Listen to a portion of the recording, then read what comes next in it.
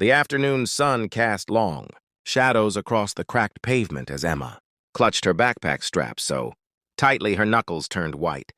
Beside her, Sophia and Maya walked with their heads down, eyes fixed on the sidewalk. They knew what was coming. For 3 weeks now, the same group of older boys had been waiting at the corner of Maple and Fifth, their sneers and cruel laughter echoing through the quiet suburban street.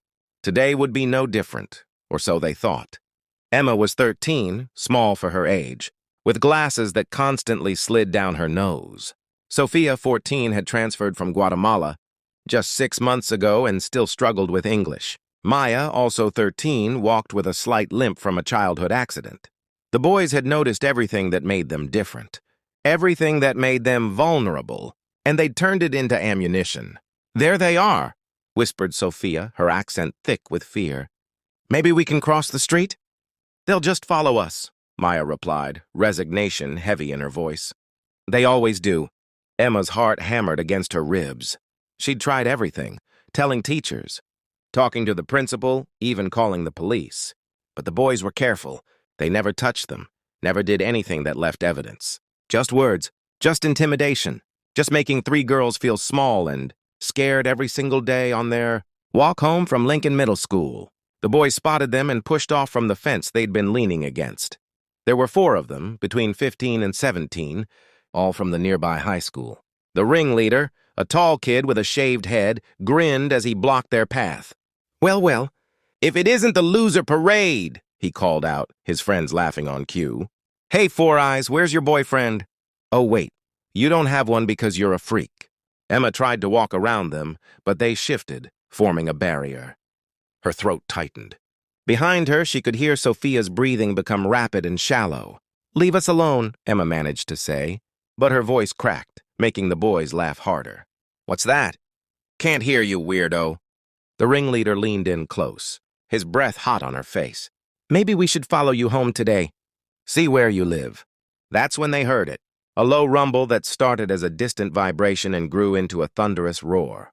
The boys turned, their cocky expressions faltering as 6 motorcycles rounded the corner, their chrome gleaming in the afternoon light. The bikes pulled up alongside them, engines idling with a powerful growl. The riders were an intimidating sight, leather vests, tattoos, dark sunglasses, and weathered faces that spoke of hard miles and harder lives. The lead rider, a woman with steel gray, hair pulled back in a braid and a scar running down her left cheek, cut her engine and removed her helmet. "Afternoon," she said, her voice gravelly but calm. She looked at Emma, Sophia, and Maya, then at the 4 boys who suddenly seemed much smaller.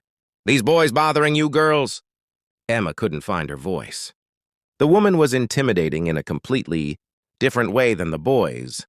She looked like she could handle herself in any situation, like she'd seen things that would make most people run. "We're just talking," the ringleader said, but his bravado was gone, replaced by something that looked a lot like fear. Another rider, a massive man with a graying beard that reached his chest, swung off his bike. "Didn't look like talking to me. Looked like 4 big guys harassing 3 young ladies." "We weren't," one of the other boys started. "Save it," the woman interrupted. She walked closer to Emma, her boots heavy on the pavement. Up close, Emma could see her eyes were kind despite their fierce appearance. "How long's this been going on, sweetheart?"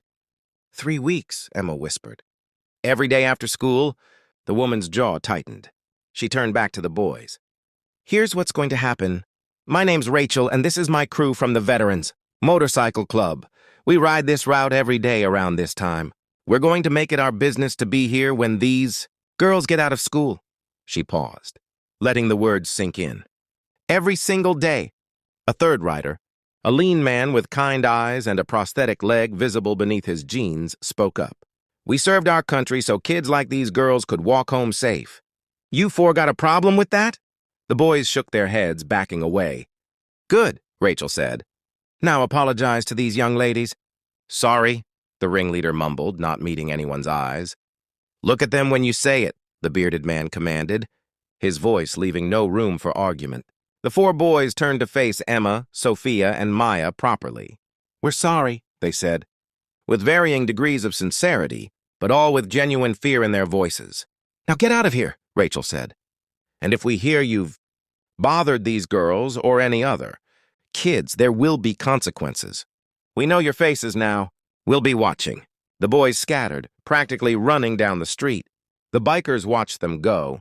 Then Rachel turned back to the girls with a gentle smile that transformed her entire face. "You girls okay?" Emma felt tears streaming down her cheeks. But for the first time in weeks, they weren't tears of fear. "Thank you," she managed. "Thank you so much." Sophia stepped forward, her English suddenly more confident. "You saved us." "Nah," said the man with the prosthetic leg, whose vest read Danny. "We just evened the odds a little." "But why?" Maya asked, wiping at her own eyes. "Why would you help us?" Rachel knelt down so she was at eye level with them. "I had a daughter once. She got bullied too, bad enough that she—" Her voice caught. "Well, let's just say I wasn't there when she needed someone. Now I make sure to be there. For kids who need help." She reached into her pocket and pulled out 3 cards with her phone number on them. "You call me if anything like this happens again. Day or night. You hear me?" Emma took the card with trembling hands. "I don't understand. You don't even know us." "Don't need to," the bearded man said gruffly. "Right's right and wrong's wrong. Simple as that." True to their word, the veterans' motorcycle club was there every day after school for the next 2 months. Sometimes all 6 riders, sometimes just 2 or 3, but always there. The boys never came back. But more than that, other kids started to notice. They saw Emma, Sophia, and Maya walking home with an escort of tough-looking bikers who treated them with respect and kindness. Somehow that changed things. Kids who'd ignored them before started saying hello. A group of girls from their grade invited them to sit at lunch. Teachers noticed the positive change and made efforts to include them more in class. It was as if the bikers' intervention had given them a kind of social currency they'd never had. Before, they were the girls brave enough to accept help, protected by people who looked scary but had the biggest hearts. 6 months later, the motorcycle club was honored at a school assembly. Emma stood at the podium, her voice steady now, telling the packed auditorium how Rachel and her crew had changed their lives, how they'd shown that real strength isn't about intimidation or making others feel small. It's about standing up for people who can't stand up for themselves. Rachel sat in the front row, trying to hide the tears running down her scarred cheek. After the assembly, Emma ran to her and hugged her tight. "My mom wants to know if you'll come to dinner Sunday," Emma said. Rachel laughed, a sound that had become more frequent these past months. "I'd be honored." As Emma walked home that day without fear, with her head held high, she thought about how one moment of kindness from strangers had rippled outward, changing everything.